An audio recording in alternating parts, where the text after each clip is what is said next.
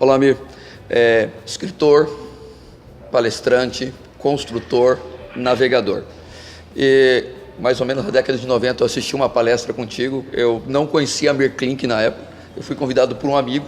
Cheguei lá e eu fiquei encantado. Eu não imaginava que existia um brasileiro com essa capacidade. O que te levou a ser esse inovador dentro da... Nós estamos falando da navegação, da construção naval brasileira.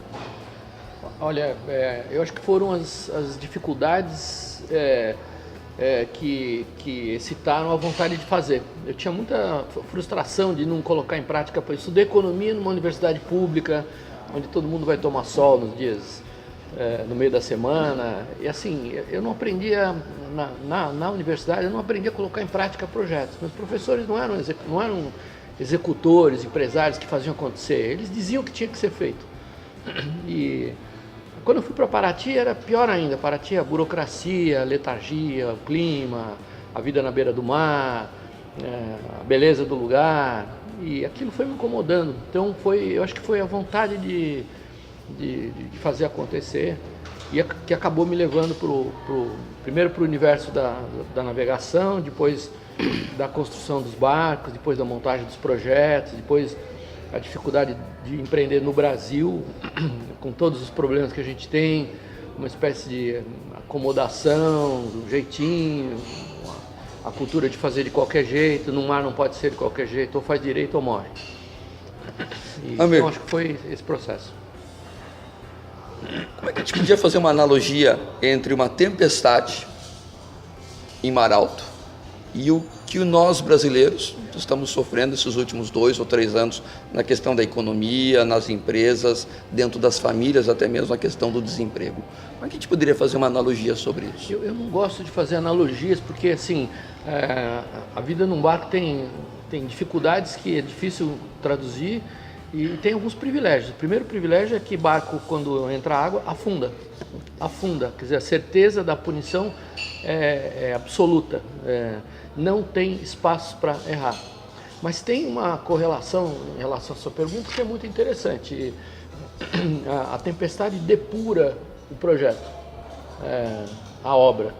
Então é o momento em que você tem o privilégio de perceber o que funciona, o que não funciona, o que tinha mais, o que estava errado, o que estava em excesso, o que nunca seria usado. E na verdade são as tempestades que vão moldando as boas práticas dentro de um barco. E eu acabei me especializando em fazer barcos para andar na tempestade. Nós fizemos uma lancha agora, fizemos durante 4 anos todos os boat shows americanos. Vimos mais de 4.000 estaleiros. Não tinha um barco pequeno, de alta performance, com autonomia transatlântica. Vamos fazer. Todo mundo riu da gente. Vendemos segunda-feira passada, anteontem, vendemos agora no barco. Fizemos um barco que não tem similar nos Estados Unidos. É difícil concorrer com um país que tem insumos, estímulo, cultura empreendedora.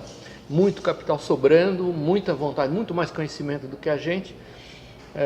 Mas o fato é que o Brasil está vivendo uma tempestade e eu acho que é um desses momentos raros na história de um país onde a gente tem a chance de enxergar tudo aquilo que a gente fez errado. A gente foi conivente com a corrupção, a gente foi relapso em permitir práticas que não cabem no mundo de hoje. A gente não pode pensar só na sobrevivência do nosso negócio, a gente tem que pensar na sobrevivência da nossa região, do nosso país, no impacto que certas práticas causam em escala extraordinária, na dificuldade que é recompor a imagem. Não é só de uma empresa, tem empresas que, sei lá, um restaurante que serviu excelência na cozinha durante 40 anos, com um jantar estragado, destrói sua reputação. O Brasil destruiu a sua reputação. Nós vamos ter que reconstruir ela. É agora, não é amanhã, depois da manhã, é hoje à noite, não é amanhã cedo, quando acordar, na segunda-feira, no primeiro do ano. E eu acho que é um momento dolorido para um país. Depurar a obra. Mas a gente está agora passando por esse processo de depurar. Nós sabemos o que a gente não quer. A estrutura política hoje no Brasil, ela está errada. A estrutura educacional do nosso país está errada. Não tem espaço no mundo hoje para uma nação que queira falar só uma língua. Desculpa, o português é lindo, mas Nenhum brasileiro sabe que é lindo, a menos que ele fale 4, 5 idiomas. Mas não são só as línguas, francês, alemão, mandarim, que nós temos que aprender. Tem outras línguas, tem a linguagem da competência, tem a linguagem da ética, tem a linguagem de programação.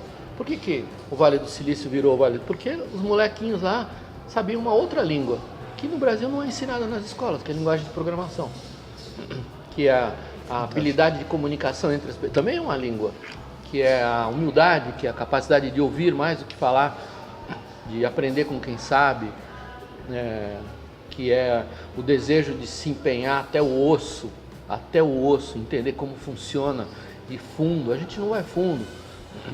Tá bom, mais ou menos. O tempo do mais ou menos acabou, o tempo do jeitinho brasileiro acabou. Então eu acho que a gente está vivendo por estamos em plena tempestade, ela não vai ser curta e ela não vai ser, ela não vai passar sem dores, quer dizer, vai doer, dói imaginar que tem hoje 14, 15 milhões de desempregados no Brasil, mas eu acho que vai ser muito importante para o futuro que a gente começa a pavimentar agora. Legal. Eu estou com 50 anos, você tem 61. Tem vários jovens que vão estar nos ouvindo com 14, 15, 17, 18, 20 anos. O que nós poderíamos falar para eles desse novo Brasil, o que nos falta hoje que vai ser importante no futuro, que eles precisam olhar para isso agora? Com a tua experiência. Eu acho que a gente tem a experiência, talvez o maior privilégio da experiência não é aquilo que a gente tem a passar, não é o legado que a gente deixa das coisas que a gente fez, mas é a capacidade de contaminar com a vontade de fazer melhor. E acho que a gente tem essa obrigação de dizer, olha, nós fizemos coisas incríveis, tudo pode ser feito de um modo melhor. Quando a gente pensa no legado que a experiência nos deixa, que a gente repassa para terceiro, o legado não é só das obras que a gente fez. Eu aprendi depois de muitos anos que o legado também é feito do que a gente não fez. Eu acho que o grande legado que eu deixo para as minhas filhas foi o que eu não fiz. Hoje os meus negócios prosperam em Paraty porque eu não segui o caminho. Eu poderia ter incorporado extensões gigantescas, podia ter construído muito mais. Eu não fiz, eu deixei do jeito que era. E hoje eu vivo do que eu deixei. Eu não roubei, eu não destruí, eu não matei, eu não machuquei. Por alguma razão eu falhei muito pouco, mas porque eu tinha uma pressão muito grande. E a ciência, a noção dessa pressão veio da vida nos barcos. Quer dizer, você não precisa dizer, olha, toma cuidado.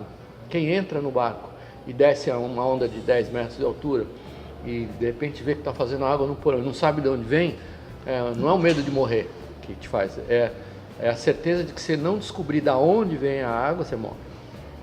Da onde? Que tem água e que vamos afundar é uma certeza, mas da onde vem?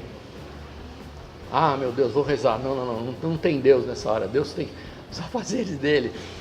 A gente tem que identificar e resolver. E é o que eu gosto de falar, achei engraçado você citar essa frase.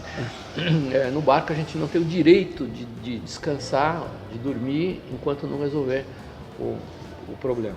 Então eu acho que as pessoas da nossa geração, que tem uma experiência maior, têm a obrigação de mostrar que o processo de aprendizado não se encerra com a experiência acumulada. Ele continua com a aquisição contínua de experiência. E o mundo está em transformação. A gente viveu uma mudança na história da humanidade que é absolutamente ímpar. Nunca na história da humanidade a gente partiu de um mundo complexo para isso aqui. Era difícil imaginar que as novas gerações se comunicariam com os polegares. Os polegares são muito desajeitados para a gente se comunicar. Faz sentido. Ninguém nunca imaginou que a gente seria tão empoderado, que a gente em alguns segundos toca o mundo, o planeta. Uma frase que você fizer agora pode transformar o mundo. Pode.